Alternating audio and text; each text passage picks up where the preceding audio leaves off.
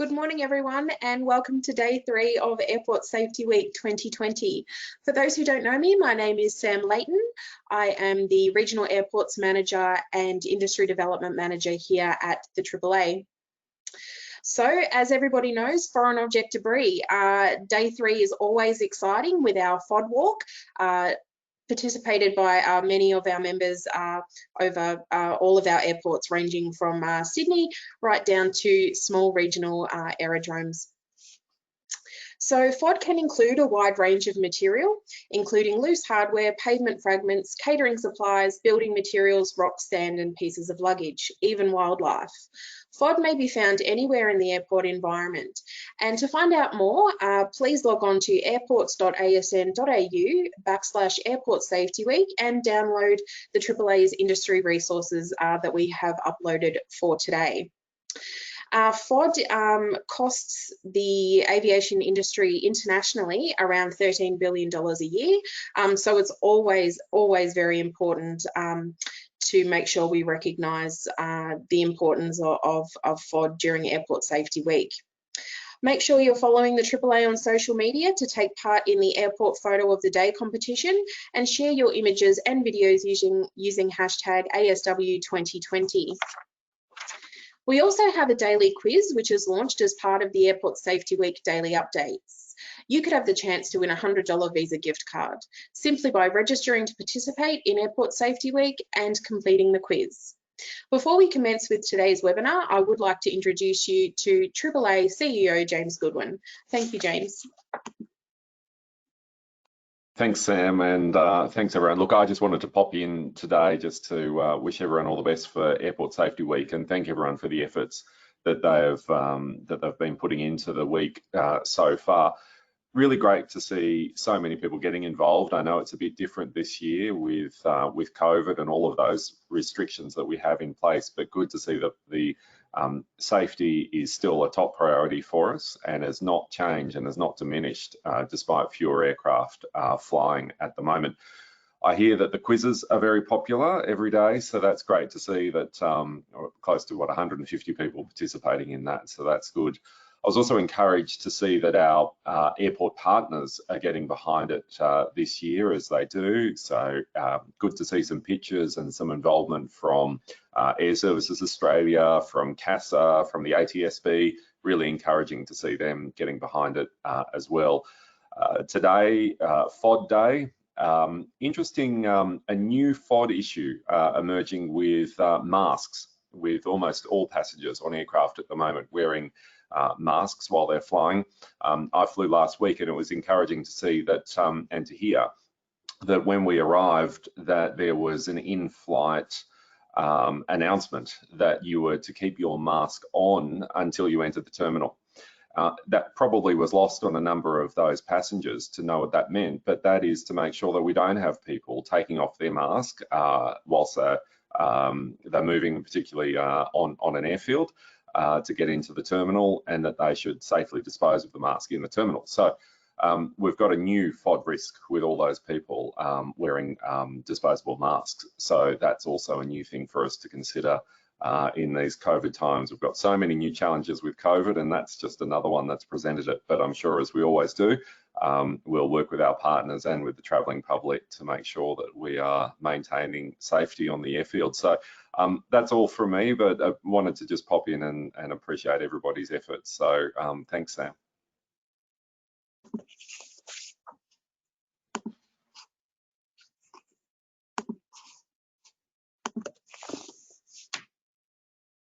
Thanks so much, James, for that.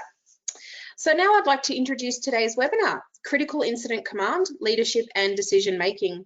I'm pleased to introduce Carl Harney, who is Principal Consultant from Shepherd Consulting Services. Carl is current Regional Duty Manager for the Brisbane region as a police officer and is a Principal Course Designer and Facilitator at X-Man with more than 35 years of law enforcement and industry experience. His experiences encompass command and control, criminal and security intelligence, as well as surveillance and counter-terrorism training. Carl has developed and delivered integrated and large-scale exercises involving emergency services and local, state and Commonwealth governments and agencies, including state and national exercise programs designed specifically to prepare for the 2014 G20 Summit in Brisbane and the 2018 Commonwealth Games on the Gold Coast. A copy of Carl's presentation is available for download within the handout section, so please feel free to download this. Welcome, Carl, and thank you so much for taking the time to present today. Thank you very much. Hello, everyone. There we go. Good morning, everyone.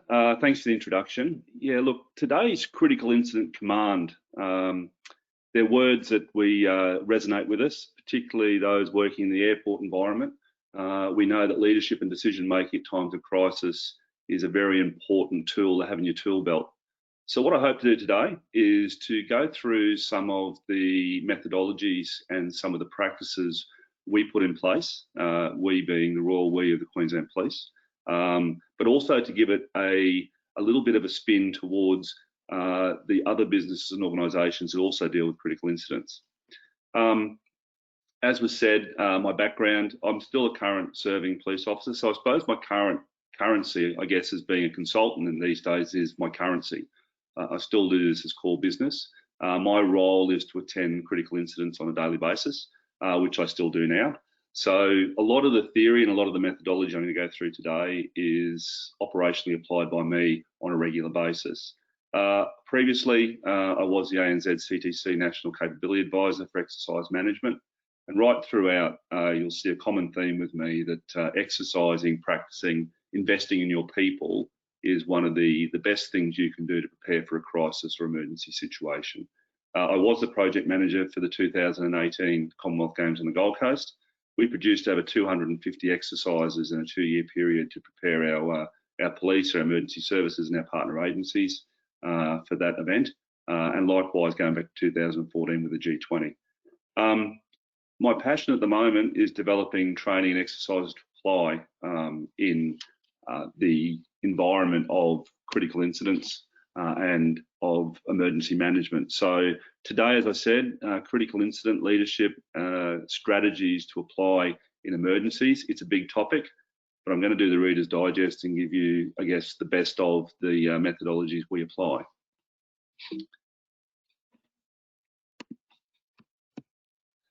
So the aim of this presentation is to break down command methodologies utilised by law enforcement, not only here in Queensland, but across the globe. And it's in order to prepare you as our partner agencies for that one-day scenario. Everybody says, what if? Maybe one day. We've learned through experience that one day something will happen.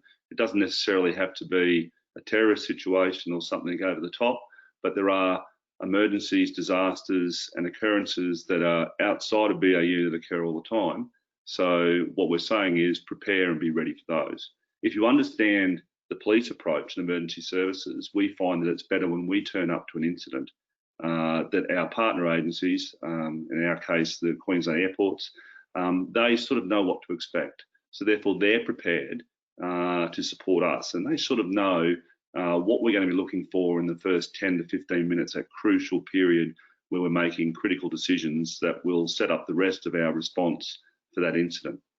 The benefits are that any of these methodologies I explained today are not police-centric. Okay, the attributes of a leader or a good manager, they transpose over any business or organisation. What we're saying is, if you take some of these, obviously you're not dealing with the multiple critical incidents and the life and death situations that we deal with on a daily basis, but you'll see through this presentation that the theory is pretty similar to what you apply in just good management structures. So the way I've set up today in my time space here is to give you an understanding of what a critical incident is, and not just a definition from a dictionary, but my experience of what a critical incident is and the impact of that critical incident. Then to give you a broad understanding or the broad nature of critical incident management, decision making and leadership. They're terms that come off our tongue quite easily, the decision making and leadership, but there are some, I guess, if you want to term it, some tricks in doing it and some tips that I'll give you today. It's important to understand the legislative powers used in critical incidents and emergency and disaster events. So oftentimes people go in with an assumption of what emergency services can and can't do. Very briefly today, and I know legislation is boring, so it's going to be very quickly wrapped through, but it's important again to understand what's fact and what's fiction. Then the most important part, I think, today is to go through a number of concepts. These are leadership and management concepts. So threat assessments, situational awareness, the POP, which is person, object, place, the commander's compass, the win-win, which is what's important now and what's important next, and the SMEAC principles of briefing. I'm going to go through those, and what I basically say to people is this is your commander's tool belt. Now, you may use one or two of these in an incident, or you may use all of them. It's up to you, and it's up to the circumstances in terms of size and scale of the incident you're dealing with, but they're all handy to know. Finally, I want to wrap it up with a case study example. Now, back in, or I think it was February, last year, there was an incident at the Brisbane airport. Some of you may have already been briefed on this nationally from Airport Spin. I'm going to turn it around and give you a little bit of insight from a policing perspective of how that was managed. And then I'm going to apply some of those concepts, particularly the POP and the win-win concept to that scenario, just to see how it works or its application operationally can apply. So I think all of us here realise the lesson from 2020. The year's taught us to expect the unexpected, okay, and never think you won't be impacted by events outside of our control. We find that with every situation we deal with. When the COVID incident commenced, from a policing perspective, we thought it would be a light touch for us. But as each week went by, we suddenly realised with the quarantining, with hotels, with joint airport security and vetting and quarantining there, we suddenly realised that this event was starting to reach its tentacles out to us. And it's the same with airports, ports, any place of critical infrastructure. Sometimes it's not by your doing, but you are sucked into the vortex of a critical incident. So what is a critical incident? I sort of define the critical incident as an event or a situation that disrupts you or impacts your people, your customers, or your business as usual. The term business as usual is often used, and there's some fairly broad definitions of business as usual, but really a critical incident doesn't have to be something that makes the news per se. A critical incident can occur as a result of internal or external factors. So like the COVID situation, airports have been hugely impacted by no fault of their own. The quarantining, the closure of borders, etc., it's made you really turn on a dime and have to rethink and reimagine your business. Completely external factors, but heavily impacting on you. The bushfires earlier this year, again, as an exercise writer, I wouldn't have dared to put a scenario so horrific together. Most people would have called me crazy and walked out of the exercise saying it was unrealistic. But what we found was a lot of organisations had to really think on the hop and understand their core business and adapt. So the critical incident causes you or your organisation to enact an emergency management plan or a procedure, a process, or a protocol. That's one thing that critical incidents have in common. If you're stepping outside your business as usual, if you're dealing with something that's outside that norm, then you do rely on some sort of emergency plan. Likewise, if you're enacting that plan or the procedures or protocols, you do find whether it's formal or informal, you start to implement an emergency management structure. So the emergency management structure, as I said, may be one or two people in a room. It may just be a person on the floor who's basically now enacting a plan and telling staff what to do. But there is a structure, and it is outside your business as usual. So most CIs that I'm talking about, the critical incidents, and we'll go for airports, usually a critical incident does involve emergency services, external agencies and organisations. So if you have a look at that slide, a critical incident can be anything. It can be a chemical spill, it can be a bomb threat, it could be an active armed offender, it could be an air accident, it could be an accident within your facility, it could be a sudden death, it could be any of those that require you to, one, enact some sort of emergency plan and have some sort of structure in place outside of your BAU. Sometimes people say to me when we're doing training, how do I make a decision? I have a few tips and tricks on this page here, and there's a number of dot points there. And I always say to people, think about this. You're a manager or a leader for reasons. But just remember that if you're a manager, you have certain traits in your day-to-day business, you're going to take those traits into a critical incident. There's no magic wand that comes over you that says that if you're a micromanager, if you're hesitant to delegate, if you're hesitant to make decisions until you have all the information, then you will probably take those traits into a critical incident. It's important for you to understand that in a time of crisis, emergency or disaster, some of those management traits or leadership traits you have to be put on the shelf, and you have to realign what's important and how you manage based on the situation you're facing. It's always important for people to remember that, because when we do exercises, people are usually the biggest critics and say, oh, look, I know I hesitate on making decisions, but that's just my nature. If you recognize it, if you admit it, you can work on it so that when the one-day scenario comes where you may have to enact an emergency management plan, you understand what your role and function is. Now, as a commander or a leader, a decision based on available information is often better than making no decision at all. Through personal experience, the next dot point is very clear to me. We don't know what we don't know. If you're waiting for the answers to come, if you're hedging your bets and making decisions based on all the information you can gather, unfortunately, critical incidents don't play that game. A critical incident will unfold at its own time and its own space. The information coming to you is time critical. However, your decisions is also time critical. So that's why I put those points up there, that making a decision based on what you know, on the best information you have at hand, more times than not, is a good decision. Just remember that you're not alone. Consult, listen, then act. Just because you're put in a high risk situation or a high stressful situation doesn't mean you're on your own. The fact of the matter is that if we have an emergency management structure, if we have a plan or a protocol or a process in place, it usually gives people roles and functions. And they're like you as a manager or a leader, they're given those roles and functions for a reason. As police coming into, say, an airport environment or any of the facilities that are related to airport facilitation, we expect the people we're dealing with and the people we come up to are experts in the field. So in the first instance, we will stick our hand up and say, hey, we don't know your business. We need your help to manage this incident. Yes, we'll deal with the threat or with the pointy end of the incident, but what we need from you is as much information and intelligence to make those informed decisions.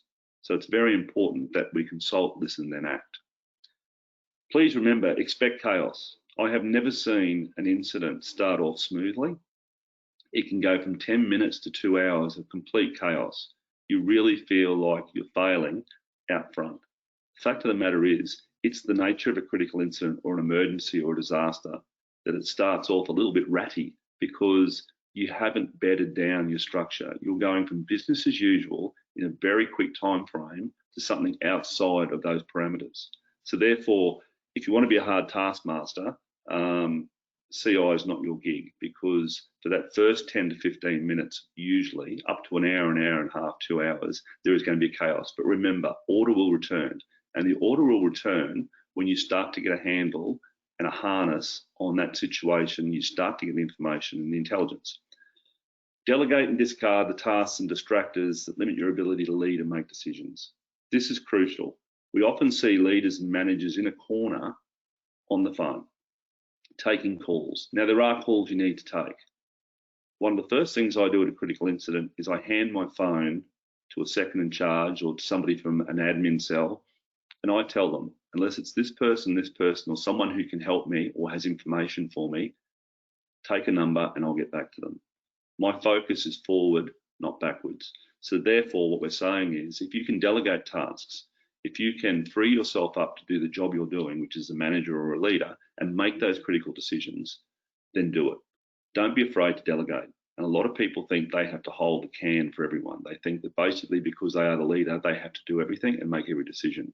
That's why you've got your trusted colleagues around you. And as I said before, those persons know your business. So therefore, they're the ones that you can delegate roles to so that you can focus on whether it's liaison with emergency services, whether it's basically liaising with external customers, international flight companies, etc.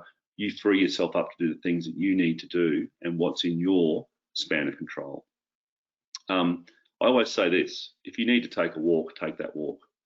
Sometimes the intensity of a situation or the length of it, if we're talking about something that's going for a number of hours, your brain is going at full pelt. It's going at full speed and the gear is high. If you just need that 5-minute walk to go out, look at the sky, look at the clouds, look at a tree, do it.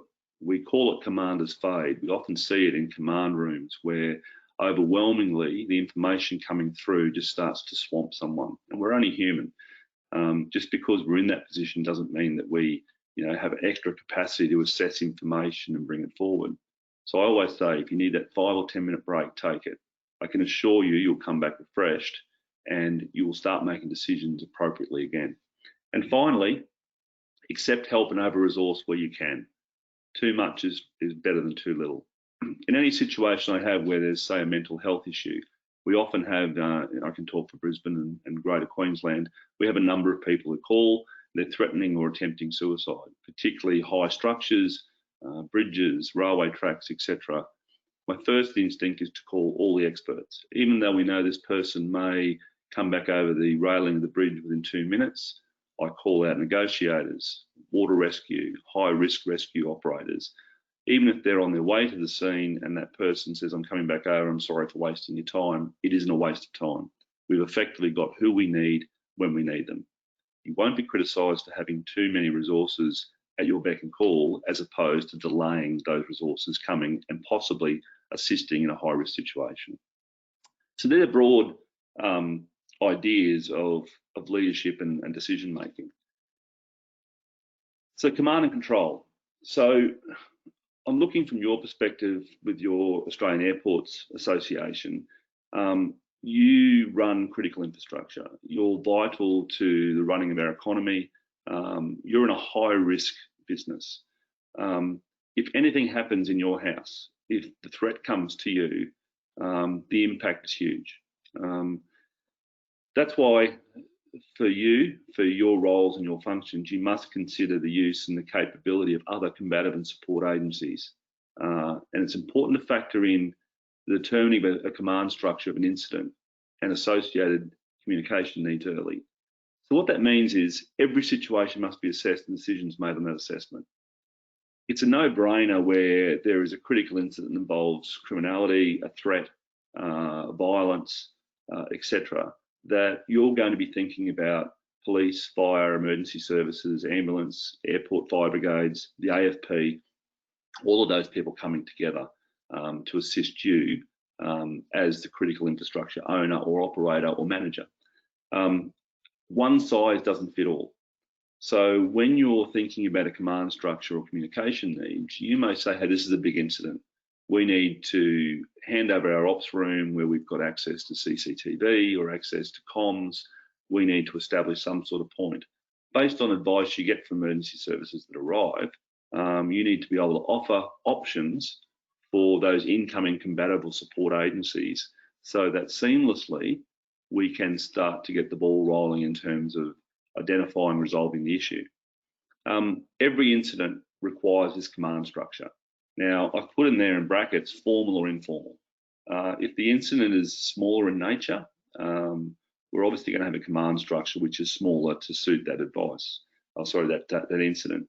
If you have an incident, say Brisbane, Sydney, Melbourne, any of the major capital cities, Adelaide, Perth, Darwin, Canberra, by the very nature of those facilities, there are more staff there. The plan is a bit more robust. There are more people doing different roles because there's more to consider. So going back to that point, one size doesn't fit all. It may be enough just to have 2 or 3 people in, say, a regional or a smaller airport, but you will find that the size will increase depending on, I guess, the profile and the nature and the size of the bit of critical infrastructure we're dealing with. In this case, we're talking about airports. And finally, a forward command post and an operations room is practicable where is always beneficial. In the case study I talk about later in this session, we did have plans to use an ops centre in the Brisbane Airport, the international terminal, but because of the speed and the nature of that particular matter, we never quite got there. So effectively, we had a very mobile police forward command post, and there was some detractors to that, and I'll explain that in the case study. But if you can, a forward command post is vital. And quite often what we do, pardon me, when we turn up, is the critical infrastructure owners, operators or managers will come to us. We've found a very good relationship with airports across Australia, and they will come to us and offer us any assistance possible, which we'd expect. But that's that formulation of a command structure and a formalised command post or an operations room.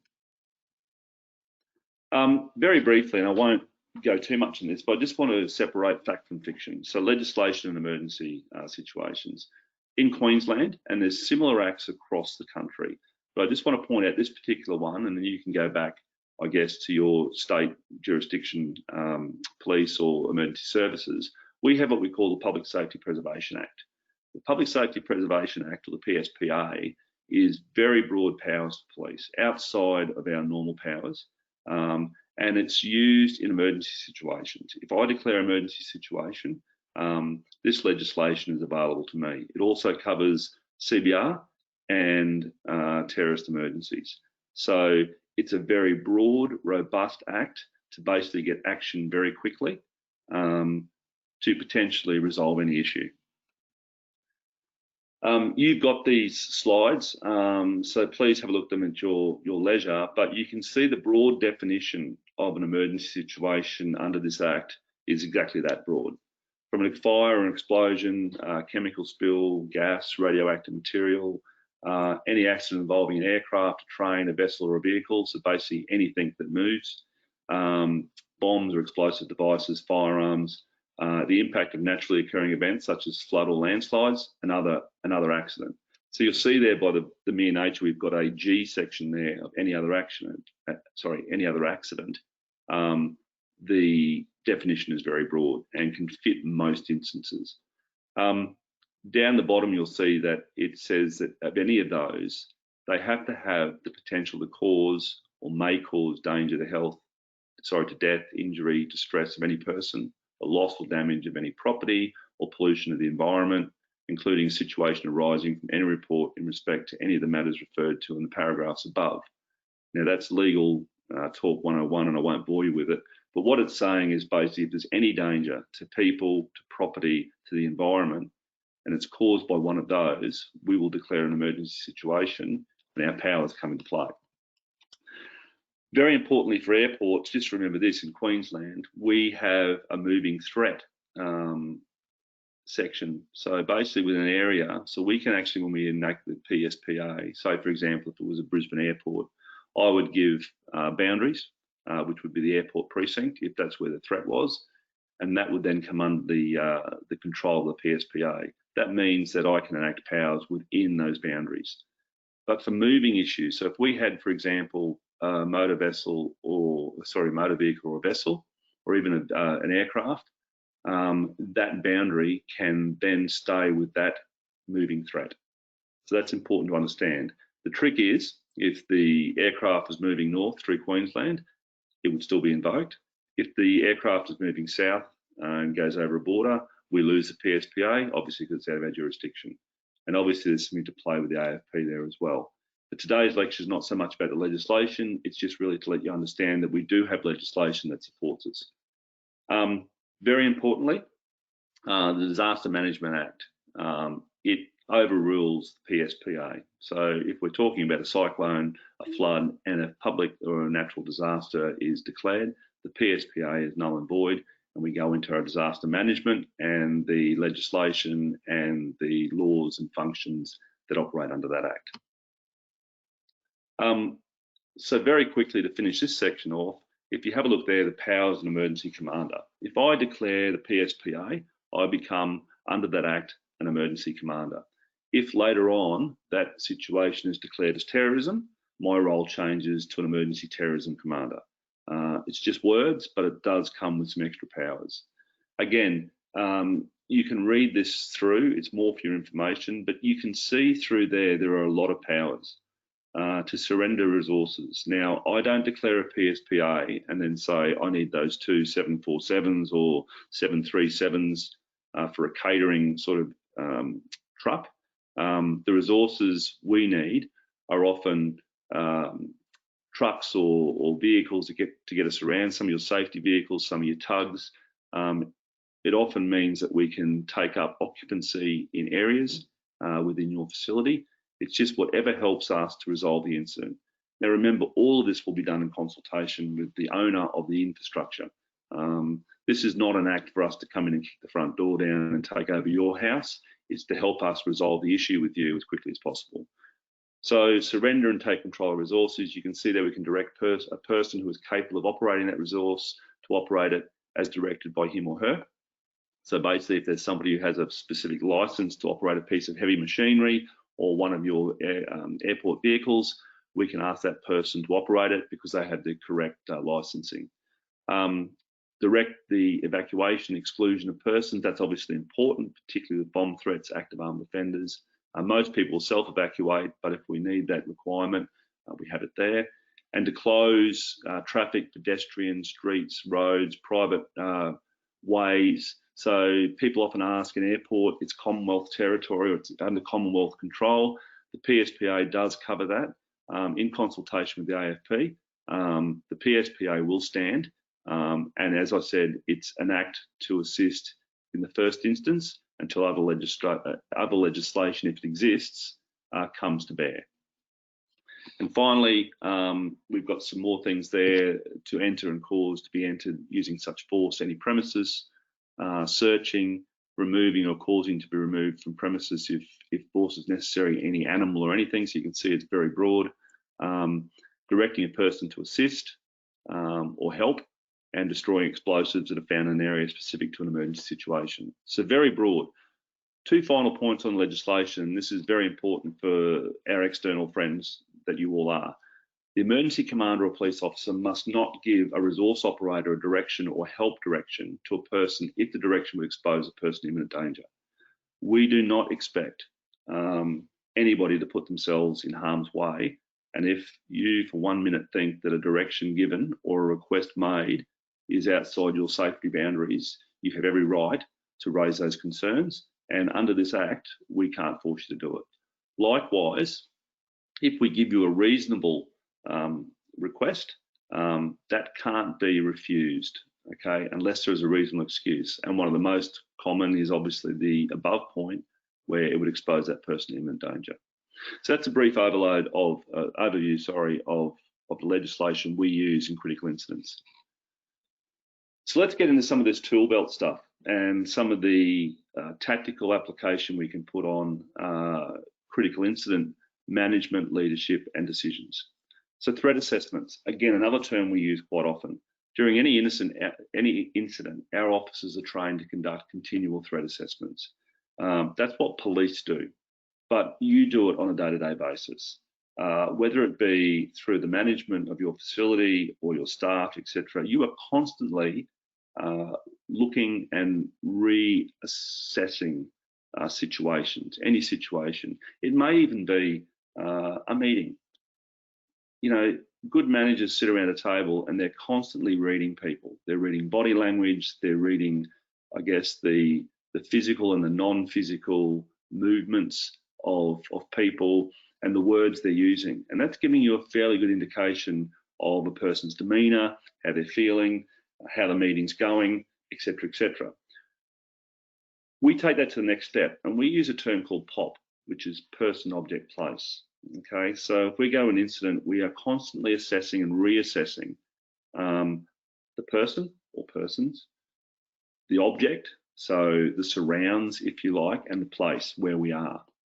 In all situations, the POP will fall into two categories. There is never a low risk for us, and there never should be. We only have two categories. We have a high risk where there is an obvious risk. So we know there is a risk, a danger, and we treat it as such, or an assessed risk. So basically that means a situation where you need to consider a response based on the circumstances and the information known at the time. Remember in the previous slide, I said we don't know what we don't know. The key aim of leaders making critical decisions is to get as much information as possible in a timely manner. Now, a good leader will know where to get that information. If they don't know where to get it, they know to task people to get that information. But just very clearly in our world, and in the situations I'm talking about with airports, high risk and assessed risk. There's no low risk, there's no unknown risk. It's just those two categories. That's how we keep our people safe. So the assessment tool of people, object, place, and I'm really going to bring this home when we show a couple of videos of an incident at Brisbane Airport last February. And if you can remember these slides, or if you've got them in front of you, we'll apply them to the videos I show. So if you have a look at a person, so very simply, if we had a situation, and I'll put it down to, let's just say there's somebody giving customer service or a counter operator. When a person walks up to a counter, they automatically, even if they don't realise they're doing it, they're looking at the age, the sex, the size. When we say skill, that's a policing term, but we're looking at, does this person look like, they're aggressive, they're fighting, build, are they slim, are they muscly, etc. Physical ability follows on for that. So when we look at a person, so if we have, say, an older person coming up who seems a little frail, softly spoken, etc., their physical ability obviously is downgraded to they're not much of a threat to us. A larger person who comes up with a bit of a strut, just that look on their face, and it comes down to communication, verbal and non-verbal, and their demeanour, it starts to build a picture for us about what is that person we're dealing with, what sort of person we're dealing with, and automatically we start to adjust our thinking to prepare for that interaction. Degree of mental state is very important for us. We know there's a lot of people with mental health. Now, from a policing perspective, we deal with it on the pointy end. I'm quite sure many of you have to deal with persons with differing disorders that come through your facilities. It's very important if you have some ability to recognise some of those detriments to them and the different degrees of mental capacity and mental state. That could make a huge difference to what you're seeing and what you're hearing. And it's important in this assessment tool to understand as much as you can about the person in front of you or the persons before you start to make those decisions. For us, under the influence of drugs and alcohol, unfortunately, it's a scourge, and we're seeing it more and more, particularly under the influence of drugs. This causes huge problems for us and alters the personality of a person. Particular drugs can give them extraordinary strength, etc. So we're thinking about that all the time. And also special knowledge about the situation of a person. One of the best examples I can give you is, what if the person you're dealing with, if let's say a person who has an issue, is causing a disturbance, has come onto your premises and made threats or brings a weapon of some sort, what if they're an ex-employee? What if there's somebody that's known to you? Therefore, that person has special knowledge about the facility, the people, your processes. You have to factor that all in. The second part of this tool, object. For us, I'm using in policing terms, we'll think about it from your position. Once you look at the person, identify that person's skills, you're then looking at weapons, items that can be used as weapons. So even in an office, what's surrounding you? If this person's agitated, if this person is demanding to see a boss or a manager, etc., and they're highly agitated, a chair, an ashtray, a table, a paperweight, anything can be made as a weapon. So you're looking for points of danger or objects of danger. What is the potential for danger? Now, it sounds over the top, but all of us have probably had interactions with people where we've thought about it subconsciously, I'm in a dangerous situation here. So that's what we're talking about with this assessment tool. Reactionary gaps, so the impact, edge weapons and firearms. Please never think that if you're a foot or two away from someone or standing face to face with someone, you're out of danger. It's very remarkable when you see videos on this, how quickly people can cover distance. So always try to make sure that you have some sort of cover. Obviously behind a desk or a kiosk is good, but it's something you have to consider. And the use of furniture, trees, vehicles, objects, etc. as barriers. And when we do the case study, this will become clear to you why it's important. You think at the moment, looking at this assessment tool, I'd never use it. Trust me, you use it every day. And as a commander, as a leader, in making decisions, all of this factors into your decisions. The place. So obviously, again, a little bit more simple to explain, the weather, the time of day, the location, the type of building or vehicle or surface. So in an airport facility, there are certain areas and places that you would rather these incidents not be occurring because of the danger in the place than those that are. So particularly with your big terminals, etc., you know, they're crowded places, okay? There's a lot of things to consider. Even with the weather and the time of day, etc., you know, there's a big difference to a response in daylight than there is to nighttime, and the danger increases. So it's just to give you a bit of an idea, that assessment tool of people, object, place. It's very important for us. And as I said, it's a continual threat assessment methodology that we go through. And when you're dealing with any situation, whether you're confronting the threat or whether you're managing people confronting the threat, you have to consider these things. The next one is situational awareness. The situational awareness comes in 3 steps. Okay, so the threat assessment requires continuous reevaluation, like I just said. But during that, the threat levels can rise and fall. What you need to harness to make your critical decisions is 3 elements: perception, comprehension, and projection. The perception is what has happened. So what information do I have up to this point about the incident? The comprehension is, what does it all mean? What is the impact? What do I need to do? Who do I need to call? Do I need to enact plans? Do I need to get extra people in? And finally, projection is knowing what you know so far, what's likely to occur? What could be the escalation points or the de-escalation points? So it's very important that you couple threat assessment with situational awareness. If you do that, you're starting to have a few tools in your tool belt where you're starting to make really good decisions based on what you're seeing, what you're hearing, what intelligence you're getting on the situation out forward. So perception, comprehension, projection. You'll notice with a lot of these tools, they're very simple acronyms. So POP, WIN, that I'm about to go into, and this one, the PCP. The reason is, in a critical incident, your brain is going 1,000,000 miles an hour. We find to dumb it down, to have very simple terms or acronyms, it's very easy to remember. So if you're a bit lost, you can remember these a lot more than, say, a big dot point or 15 points to go through from where to go. I use this, and again, simple is best, the commander's compass. At some point I stop, I take a breath. I think about these 4 points of the compass. Briefing up. It's important to brief up, to let people who need to know, and make the distinction, not the people who want to know, the people who need to know, the people who can help you, or the people who need to know the information to make other decisions in other locations. It's important they're briefed up. Delegate down. Don't hold it all to you. You are not the only person dealing with this. You have to delegate, and you know your people, so you know who to delegate the jobs to. Finally, I look left. What do I have? What resources do I have to deal with this incident right now? Go right. What do we need? What do I need to call upon? Remember I said before, you're not going to be criticised for having too many resources as opposed to going forward with too less. The criticism will be that you didn't prepare and you didn't go forward as opposed to anything else. So the commander's compass is important. So the other tool that I find really important, and again, simple in its nature, and it's used worldwide, is the acronym WIN. What's important now? I find it a vital centering tool for managers, leaders, and decision makers. So as you're going through this process, if you can stop, if you use the commander's compass, briefing up, delegating down, what have I got, what do I need? Very simple, the 4 points of the compass. And you also apply the WIN principle. What's important now? What is my role and function here? What decisions do I have to make? What decisions aren't important right now and I can leave?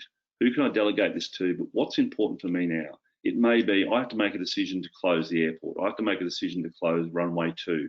I have to make a decision to evacuate. I have to make a decision to, do a media release or to do an alert. All those decisions, what is important now? You must apply and reapply WIN as a principle as the information comes to hand and as the information and the situation unfolds. What's important now might be simply, I need to get emergency services out here as soon as possible, and I need to support them with whatever we can. But you'll see that WIN, the commander's compass, POP, they're all very simple things to remember. And they're things that you probably do automatically now, we're just giving it a name.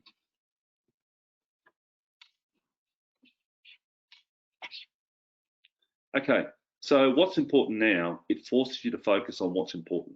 Okay, that sounds really simple, but it does. It allows you to stop thinking about the micro issues and start thinking about what's important now. It allows you to prioritise tasks, threats, and to take necessary actions. It's a proven self-questioning technique that can assist in overcoming a mental stall. Remember I said before about that commander phase out or the fade? Mental stall is another term for it. It literally is an overwhelming amount of information coming into a commander or to a leader or to a manager, and their brain stops working. You can see their eyes go a little hazy. It's just an overwhelming feeling. When, if you say, right, I'm going to reset, what is important now? What do I need to do now? It resets the focus, it resets the brain, and you can continue to then manage or lead. Win is flexible enough to allow different decisions to achieve sound results. So what's important now might be, I just need a 2IC, or I need to hand my phone to someone because it's ringing off the hook and I can't concentrate.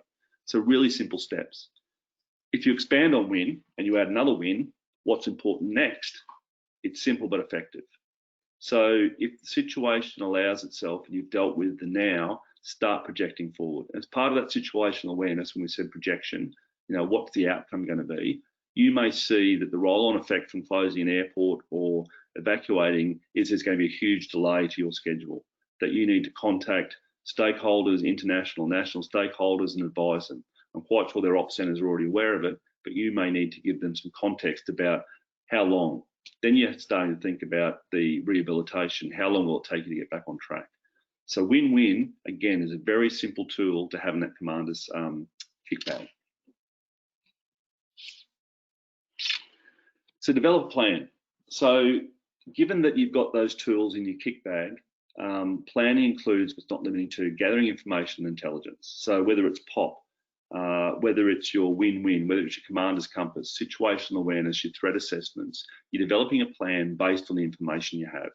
So one of the most important things is to gather the people that can get you the information you need to make a critical decision. Assess the threats and develop a working strategy, okay? And I use the term strategy very importantly. You have to have a plan. In policing, I develop two plans. I develop a direct plan or a direct action and an emergency plan or an emergency action. So those two plans are important to me because if I have the time and the space to do things the way I want to do it, we have a very direct plan which considers health and safety. It's the best plan for the best outcome with minimum harm. However, I need an emergency plan. If things go south very quickly, I can't enact the direct plan. I need to basically enact the emergency plan. So you have to have a strategy about if this goes south, what am I going to do? If we've got the time and we get the resources we need, we can enact this. But it's all part of strategy with how to deal with it.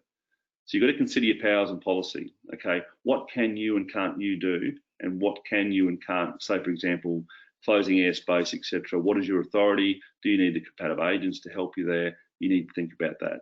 Identifying options and contingencies. I'm passionate about this. There's more than one solution, so there has to be options. And part of that, say the direct plan, the emergency plan, it's a perfect example of that. It's an A plan, a B plan, even a C plan if you have to have it. Options, identifying contingencies. I don't know if you saw the news recently, but the Prime Minister was trapped in a building at Queensland University recently, protesting students outside. They'd put fake blood on his car. I happened to be the C plan that day. The A plan and the B plan had gone with his normal car and his security car.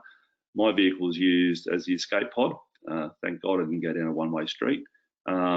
But we had to identify options and contingencies very quickly. It was very dynamic.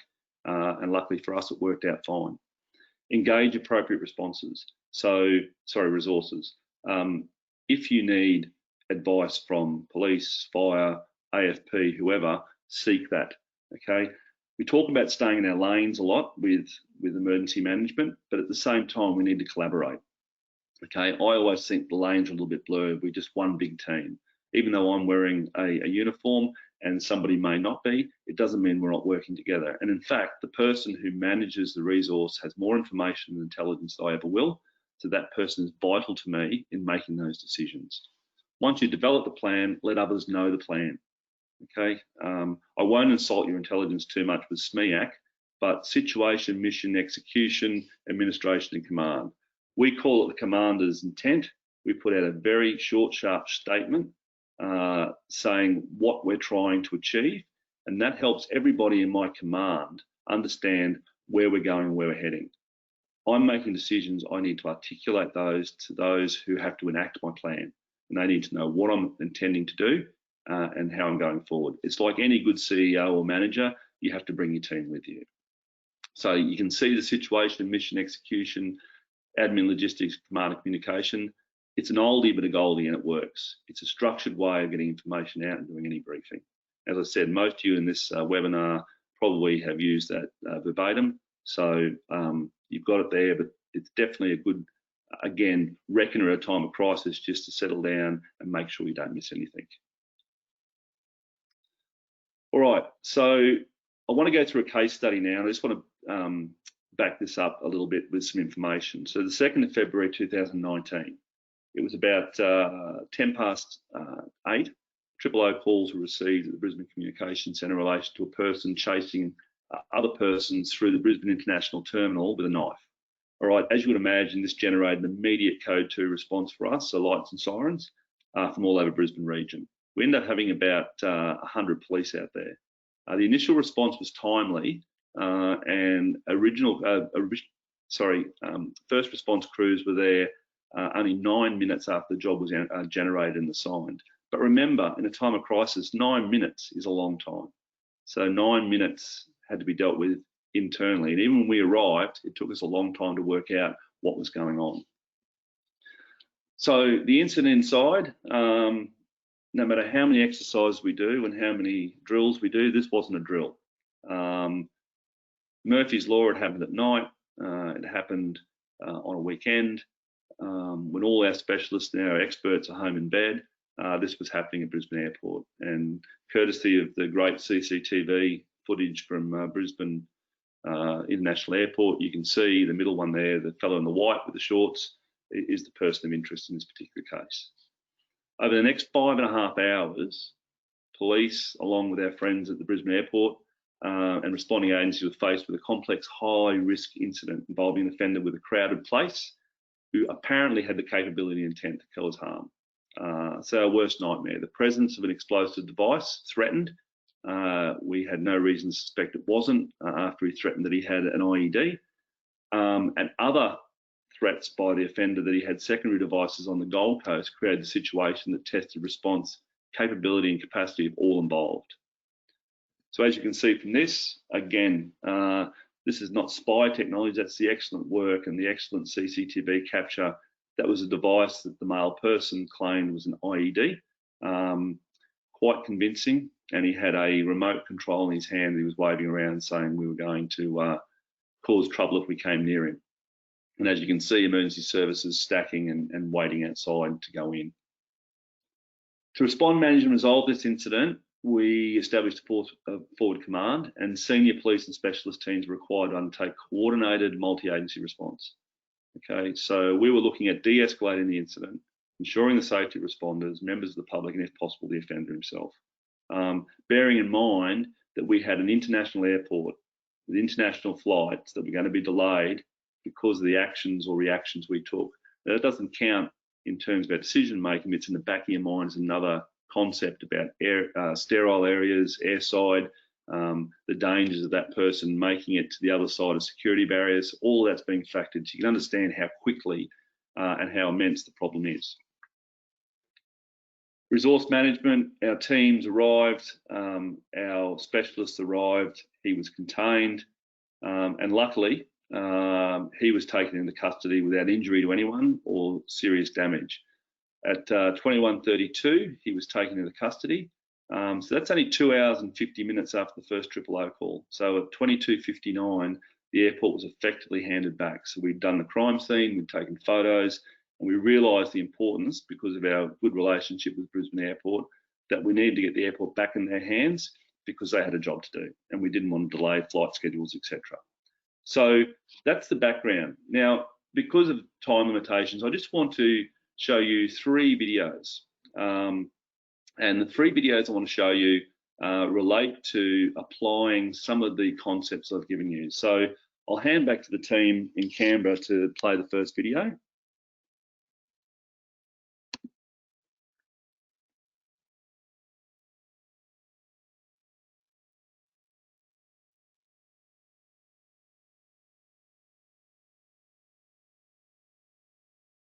Okay, so if you're looking at the video there, you can see the fellow in the white in the middle of the screen at the moment. He pulls something out and he starts chasing two people. So we're using POP here, the person and the object and the place. You can see some security guards there in the blue shirts and the dark trousers. They're following him, but he's still running towards the persons that he first tried to attack. Instantly for me, this shows that the person was not an active armed offender, as he had possible targets or victims. He had a knife at that stage, but he refused to engage them. He ran straight past them. You'll see he starts coming backwards. He makes no effort at all to attack any of the persons in his way. You can see somebody runs right up to him. He puts his hand up and he walks straight past them. Hindsight's a great thing, but what this indicated to us when we debriefed, etc., is this was more of a targeted issue, and it did in fact become a domestic issue, and that's why that person was assessed as being someone who was, even though he'd shown an overt violent streak, he didn't seem interested in hurting those directly around him at this point.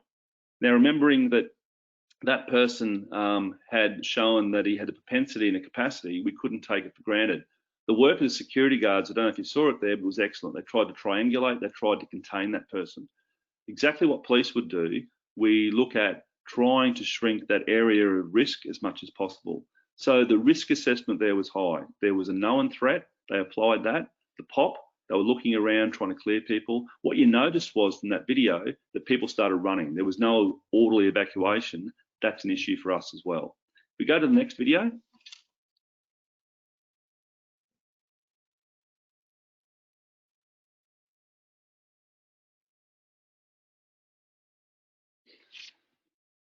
Interesting, you'll see downstairs, which is the air side or the secure area, nothing's going on. We've almost got like a split screen. Upstairs is a bit of chaos. You'll see the gentleman walk to a bag at the back in the white shirt. He pulls out what he says is the device controller for an IED and he yells out he's got a bomb. You can see the reaction from people. Instantly the POP, the threat assessment's gone through the roof.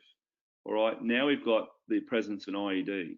So our threat assessment has been restarted, and now we've got a more serious situation. That particular terminal, if a bomb went off in that particular terminal with the amount of glass and the amount of shrapnel in terms of tables and chairs, it would be devastating.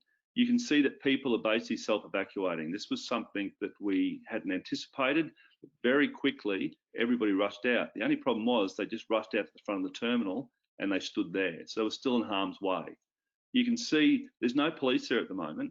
It's just security guards coming to the fore. You can see they're doing an excellent job with trying to triangulate him. They're in harm's way. They're picking up chairs. They're trying to contain him. But if that was a real IED, unfortunately, those people wouldn't be going home. So again, just thinking about the commander's compass, you know, who do I need to brief about this? Delegating down, what have I got, what do I need? We need emergency services there. There's a whole heap of issues. And you'll notice, interestingly, downstairs, nothing's happening.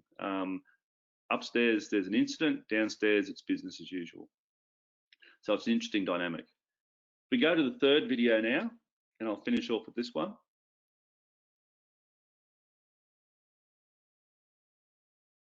I just want to highlight the good work. You'll see a gentleman walk in from the right. There's two knives sitting on the table behind our POI. He just calmly sees a threat, picks the knives up and walks back. He's not a police officer. He's just taken an option. He's seen a threat. He's seen an option to alleviate some of that threat, and he's really done some good work. So those three videos, I just wanted to obviously put those in play so you could sort of see how this all reacts. If I go back to the PowerPoint, thanks. So in theory, we often say, you know, how does this all work? How does it work in play? Well, you can see that, and you can see how some of those command concepts would work. So just to recap, critical decision-making leadership. That's your tool belt. So your threat assessment, your situational awareness, your POP, your commander's compass, your win-win, and your SMEAC. If you apply one or more of those, it's important that you learn how to do it, you practice it, and you train on it. Invest in your people. A little bit of plug for us and our businesses. Train, exercise, practice, evaluate, contingency plan, risk assess, succession plan, learning lessons, and enhancing capability and capacity. That's what it's all about. It's too late to try and do all of this when the actual event occurs. And as a result of that case study and that incident that occurred with the gentleman, He's pleaded guilty to those offences, but you would hate that to be your training ground. You'd rather have had some experience and understand some of the concepts before going to the real thing. And that's why we offer all that training, etc., yearly and through CASA, etc., for free accreditation, to make sure our people are up to speed. All right, that's me. Any questions? I hope that's helpful. As I said, leadership takes sometimes a week-long course, but I've given you the Reader's Digest, and I hope that some of that resonates with you and your core business. So thank you. Carl, thank you so much. Absolutely fascinating and engaging webinar. So thank you for taking the time out of what I'm sure is a busy schedule between consulting and also as an active police officer. So some great takeaways from today. We don't have any questions and we have gone a little bit over time, but at this stage I would just like to let everybody know that the handout section of the platform wasn't working today, unfortunately. So my colleague Erin will ensure that she emails all participants of today's webinar Carl's presentation. So just to let everybody know that. Our next webinar is Thursday, the 22nd of October, and that's Safety Management Systems for CASA. But before I say goodbye, once again, Carl, thank you so much. Just absolutely fascinating. Oh, hang on, we might just have one question. Oh no, we've actually, we have a heap of participants saying thank you, Carl, that it was a fantastic presentation. So I just wanted to pass those on to you before we head off for the afternoon. Thank you very much. So you're very welcome. Thank you so much. Everybody stay safe. Enjoy day 3 of Airport Safety Week, and we will see you back here tomorrow, hopefully. Thank you so much.